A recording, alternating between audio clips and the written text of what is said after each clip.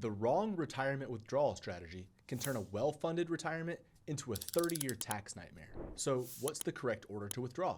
First, you want to spend your after-tax money like bank savings, CDs, or brokerage accounts. These accounts have less tax advantage, so by spending them first, you give your IRAs and Roth accounts more time to grow. Additionally, interest, dividends, and realized capital gains inside taxable accounts are already being reported annually. So holding these assets longer doesn't improve their tax treatment, whereas tax-deferred and tax-free accounts continue compounding without annual taxation. One mistake I see all the time is people preserving their cash because it makes them feel safe. They'll keep $300,000 in cash and withdraw from their $3 million IRA. But all this does is lead to unnecessary taxable income while preserving money that has less tax advantage.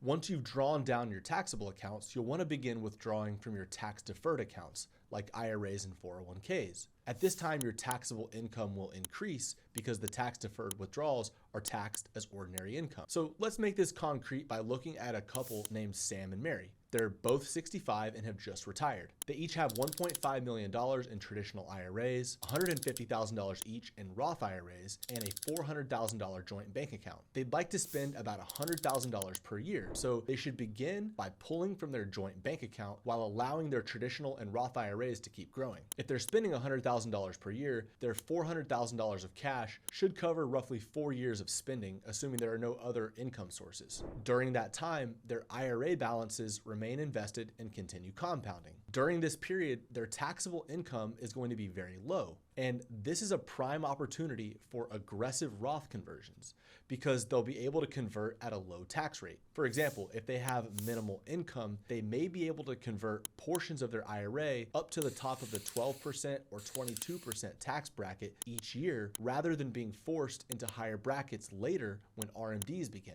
This important Roth conversion window gets missed because people either don't realize it exists or they don't see the reason to pay taxes today when they can defer them. But what they're actually doing is deferring into a period where they'll have less control because RMDs are mandatory and increase over time based on IRS life expectancy tables. Then once RMDs begin, people panic. I actually spoke with a gentleman recently who was in his mid-70s. He had about $3 million in a traditional IRA, and the year before we spoke, he converted the entire amount to Roth in 1 year. And that conversion pushed him into the highest federal tax bracket and created a tax bill of roughly $1 million.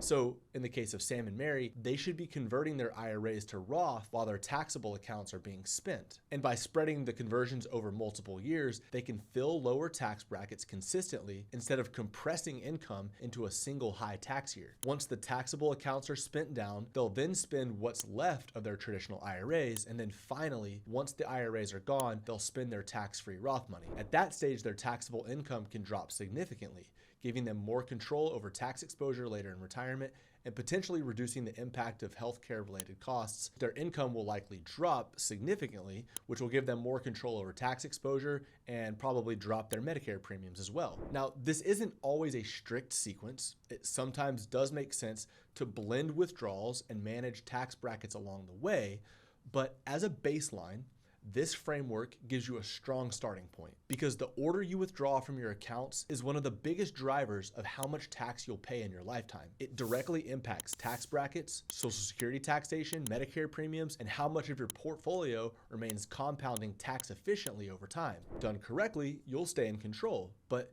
if you do it incorrectly, the IRS will become one of your largest expenses during retirement. If you want to keep learning, I've recorded another video right here that you can watch.